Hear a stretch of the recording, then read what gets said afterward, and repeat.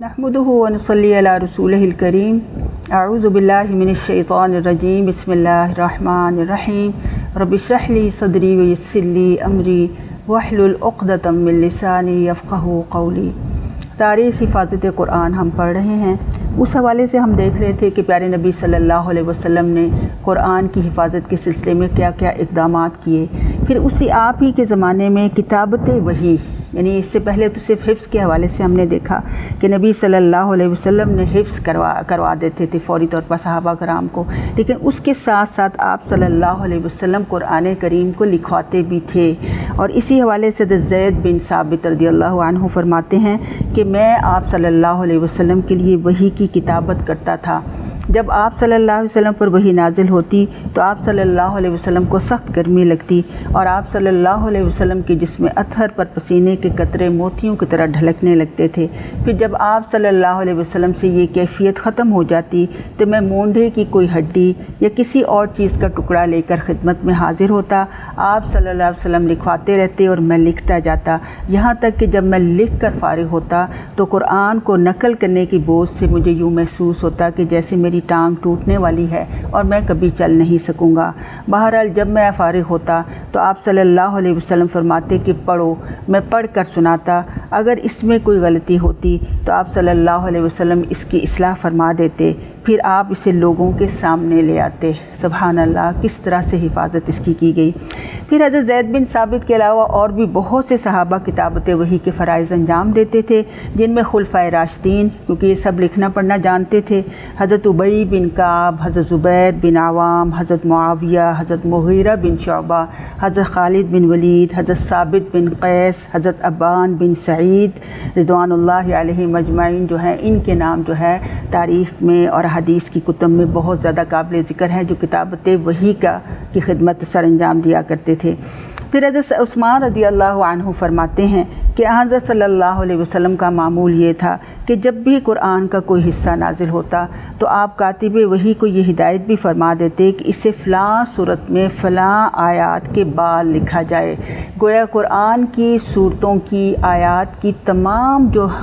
तरतीब है वो तौफ़ीक़ी तरतीब है, यानी नबी सल्लल्लाहु अलैहि वसल्लम अल्लाह के हुक्म से सारा कुछ जो है वो लिखवाया करते थे। और उस ज़माने में चूँकि अरब में कागज़ तो बहुत कम मौजूद था, इसलिए कुरानी आयात ज़्यादातर पत्थर की सिलों, चमड़े के पार्चों, खजूर की शाखों, बाँस के टुकड़ों, दरख्त के पत्तों और जानवरों की हड्डियों पर लिखी जाती थी। अलबत्ता कभी कभी कागज़ के टुकड़े भी इस्तेमाल हुए हैं, ये भी मौजूद है। इसी तरह से नबी सल्लल्लाहु अलैहि वसल्लम के अहद में एक नुस्खा वो था जो हज़रत सल्लल्लाहु अलैहि वसल्लम ने अपनी निगरानी में लिखवाया था, अगरचे वो एक मुकम्मल किताब की शक्ल में मौजूद नहीं था, जबकि मुख्तलिफ़ पार्टों की शक्ल में मौजूद था। इसके साथ साथ बाज़ सहाबा कराम भी अपनी यादाश्त के लिए आयात कुरानी को अपने पास लिख लिया करते थे और ये सिलसिला इस्लाम के इब्तिदाई अहद तक जारी रहा। इसलिए हज़रत उमर रज़ियल्लाहु अन्हु के इस्लाम लाने का वाक़या बहुत मशहूर है कि वो जब अपने बहन और बहनोई के पास गए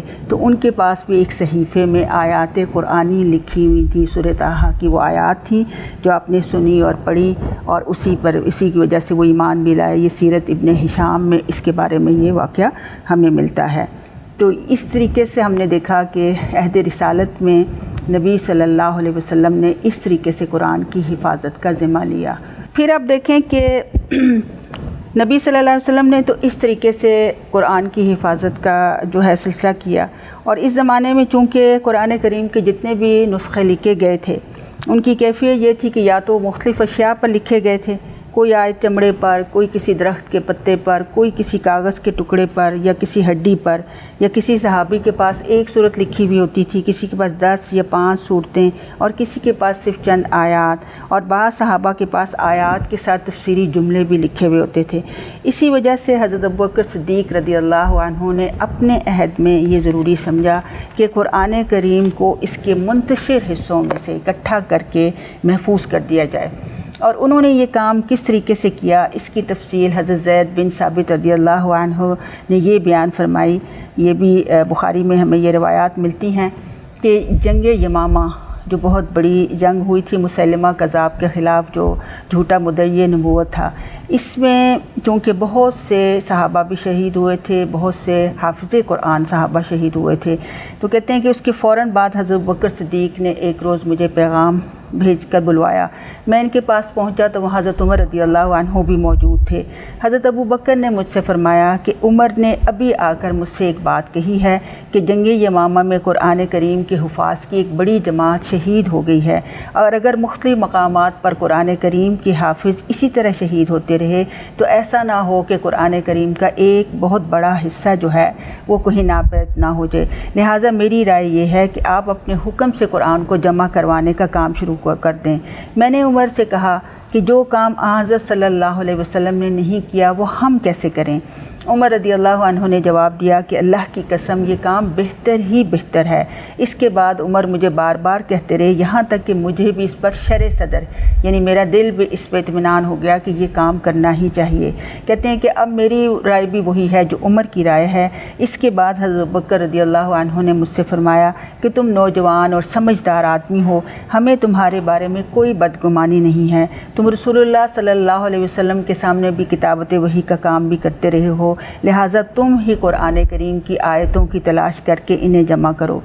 حضرت زید بن ثابت رضی اللہ عنہ فرماتے ہیں کہ اللہ کی قسم اگر یہ حضرات مجھے کوئی پہاڑ ڈھونے کا حکم دے دیتے تو مجھ پر اس کا اتنا بوجھ نہ ہوتا جتنا جمع قرآن کے کام کا ہوا۔ سبحان اللہ، صحابہ کرام کا دیکھیں کہ ذمہ داری کا احساس اور قرآن کی عظمت کا احساس ان کے دلوں میں کتنا زیادہ تھا۔ پھر وہ کہتے ہیں کہ میں نے ان سے کہا کہ آپ وہ کام کیسے کر رہے ہیں جو رسول اللہ صلی اللہ علیہ وسلم نے نہیں کیا؟ حضرت ابوبکر رضی اللہ عنہ نے فرمایا کہ اللہ کی قسم یہ کام بہتر ہی بہتر ہے۔ اس کے بعد حضرت ابوبکر بار بار مجھے یہ کہتے رہے، یہاں تک کہ اللہ تعالیٰ نے میرا سینہ بھی اس رائے کے لیے کھول دیا جو حضرت ابوبکر و عمر رضی اللہ عنہما کی رائے تھی۔ چنانچہ میں نے قرآنی آیات کو تلاش کرنا شروع کیا اور کھجور کی شاخوں، پتھر کی تختیوں اور لوگوں کے سینوں سے قرآن کریم کو جمع کیا۔ یہ صحیح بخاری کی کتاب فضائل القرآن میں ہمیں یہ احادیث ملتی ہیں۔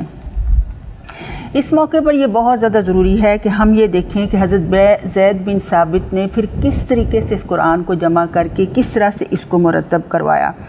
اس میں دیکھیں کہ ہم یہ پہلے بھی سیکھ چکے ہیں کہ وہ خود بھی حافظ قرآن تھے، اس لیے وہ اپنی یادداشت سے بھی پورا قرآن لکھ سکتے تھے، اور اس کے علاوہ سینکڑوں حفاظ بھی اس وقت موجود تھے اور ان کی ایک جماعت بنا کر بھی قرآن کریم لکھا جا سکتا تھا۔ اور پھر لیکن اس کے لیے آپ دیکھیں کہ احتیاط کس قدر حضرت زید بن ثابت نے کی کہ انہوں نے صرف کسی ایک طریقے پر بس نہیں کیا کہ صرف اپنی یادداشت پر بس کرتے یا دیگر حفاظ کرام کی یادداشت پر بس کرتے، بلکہ اس میں انہوں نے تمام ذرائع سے بیک وقت کام لیا۔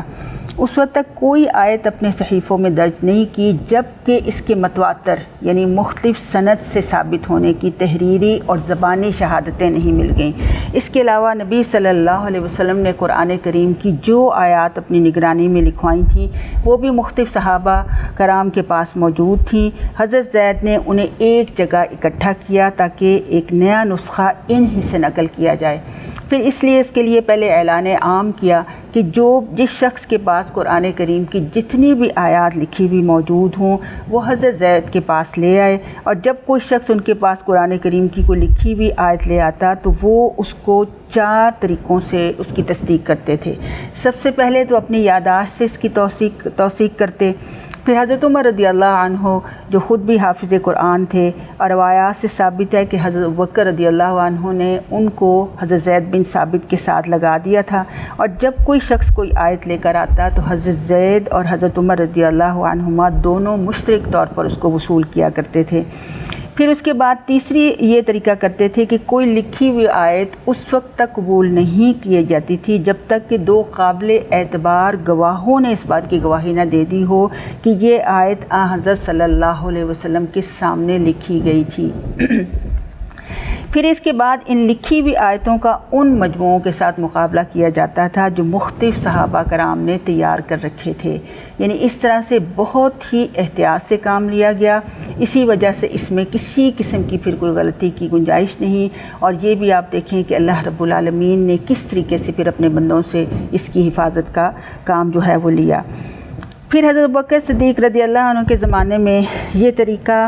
تو حضرت زید بن ثابت کے اس ارشاد سے بھی ہم اس کو بڑی اچھی طرح سے سمجھ سکتے ہیں کہ سورہ براءہ جس کو سورۃ التوبہ بھی کہتے ہیں، اس کی آخری آیات جو ہیں لقد جاءکم رسول من انفسکم، یہاں سے لے کر کہتے ہیں کہ مجھے یہ صرف حضرت ابو خزیمہ رضی اللہ عنہ کے پاس ملی، ان کے سوا کسی اور کے پاس نہیں ملی۔ اس کا مطلب یہ نہیں تھا کہ یہ آیتیں سوائے حضرت ابو خزیمہ کے کسی اور کو یاد نہیں تھیں یا کسی اور کے پاس لکھی ہوئی نہیں تھیں، اور ان کے سوا کسی کو ان کا جزء قرآن ہونا معلوم نہیں تھا، بلکہ مطلب یہ ہے کہ جو لوگ نبی صلی اللہ علیہ وسلم کے لکھوائی ہوئی آیتیں لے کر آ رہے تھے، ان میں یہ آیتیں سوائے حضرت ابو خزیمہ کے سوا کسی کے پاس نہیں ملی۔ اور پھر یہ کہ یہ تو سب یہ جزء قرآن تو تھی ہی، اس لیے کہ جو مختلف حفاظ قرآن صحابہ تھے ان کو یاد تھیں اور وہ لکھی جا رہی تھیں، لیکن نبی صلی اللہ علیہ وسلم کے زمانے میں اور ان کی نگرانی میں لکھی ہوئی جو آیات تھیں، یہ آیات صرف حضرت ابو خزیمہ کے پاس ملی اور کسی اور کے پاس نہیں۔ اس طرح سے حضرت زید بن ثابت نے زبردست احتیاط کے ساتھ آیات قرآنی کو جمع کر کے انہیں کاغذ کے صحیفوں پر مرتب شکل میں جو ہے تحریر فرمایا، لیکن ہر صورت علیحدہ صحیفے میں لکھی گئی، اور اس طرح یہ نسخہ بہت سے صحیفوں پر مشتمل تھا، اور اس نسخے کو بھی کہا جاتا ہے۔ اس حساب سے کہ یعنی یہی وہ جڑ اور بنیاد تھی اور یہی وہ اصل نسخہ تھا۔ اور اس کی جو خصوصیات تھیں اس کو بھی ضروری ذہن میں رکھیں کہ اس نسخے میں آیات قرآنی تو نبی صلی اللہ علیہ وسلم کی بتائی ہوئی ترتیب کے مطابق مرتب تھیں، لیکن صورتیں مرتب نہیں تھیں، بلکہ ہر صورت الگ الگ لکھی ہوئی تھی۔ اور اس نسخے میں قرآن کے 7 حروف بھی جمع تھے، جس کی پہلے بھی ہم نے حدیث پڑھی ہے، اور اس کے علاوہ اس میں وہ تمام آیات بھی جمع کی گئی تھیں جن کی تلاوت منسوخ نہیں ہوئی تھی۔ اور اس نسخے کو لکھوانے کا مقصد یہی تھا کہ ایک مرتب نسخہ تمام امت کی اجتماعی تصدیق کے ساتھ جو ہے وہ تیار ہو جائے، تاکہ جب بھی ضرورت پڑے تو اس کی طرف رجوع کیا جا سکے۔ حضرت ابوبکر صدیق رضی اللہ عنہ کے لکھوائے ہوئے یہ صحیفے آپ کی زندگی میں تو آپ کے پاس ہی رہے، آپ کے بعد حضرت عمر رضی اللہ عنہ کے پاس رہے۔ حضرت عمر رضی اللہ عنہ کی شہادت کے بعد حضرت ام المومنین حضرت حفصہ رضی اللہ عنہ کے پاس اس کو منتقل کر دیا گیا۔ پھر اس کے بعد حضرت حفصہ کی وفات کے بعد مروان بن الحکم نے صرف اس خیال سے اس کو جلا دیا کہ اس وقت حضرت عثمان رضی اللہ عنہ کے تیار کرائے ہوئے مصاحف جو تھے وہ تیار ہو چکے تھے اور اس پر امت کا اجماع بھی ہو چکا ہوا تھا، اور اسی وجہ سے مروان بن الحکم نے سوچا کہ کوئی ایسا نسخہ باقی نہیں رہنا چاہیے جو رسم الخط اور ترتیب کے خلاف ہو۔ یہ بھی فتح الباری یعنی صحیح بخاری کی جو تفسیر ہے اس میں ہمیں یہ ساری روایات ملتی ہیں۔ اللہ تعالیٰ اس قرآن کی عظمت ہمارے دلوں میں پیدا کرے، اس کو ہمارے دلوں کی بہار بنائے۔ السلام علیکم ورحمۃ اللہ وبرکاتہ۔